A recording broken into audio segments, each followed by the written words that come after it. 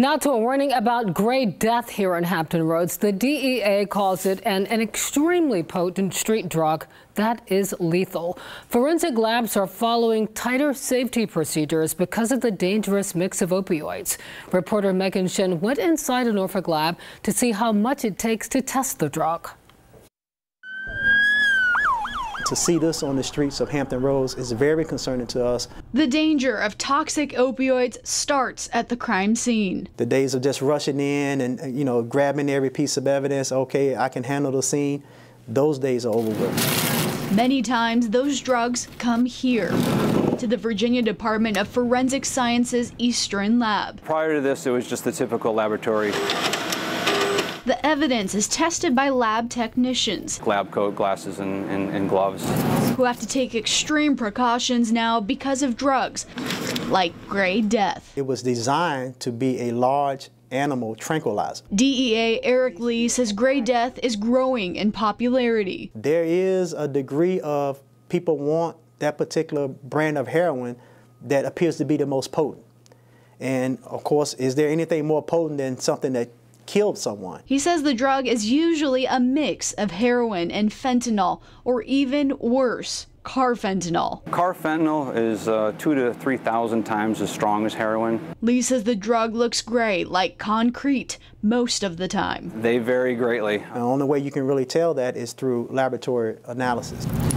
The gray death, which was a gray powder, but we've also seen those compounds in brown powder and tan powder. This would be your typical cocktail that could be associated with like a gray death. Forensic Supervisor Brian Meinweiser says they see cocktail mixes of drugs more often now.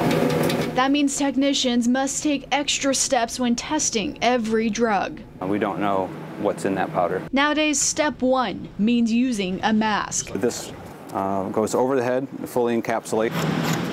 Step two is using a vacuum. We can lower this down and just work right here, so anything that could potentially become airborne is evacuated through the snorkel. And if looking at the substance isn't clear enough, there's no way to figure it out, right? No, it becomes more and more difficult to figure out, especially with the cocktails when you're dealing with multiple components. Then step three includes using this machine to separate the drugs like gray death.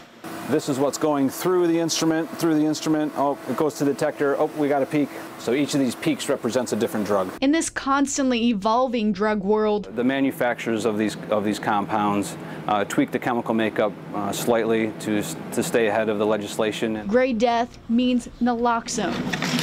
The medication to reverse opioid overdose is a necessity in the lab just as much as on the streets. That is saving lives, without a doubt.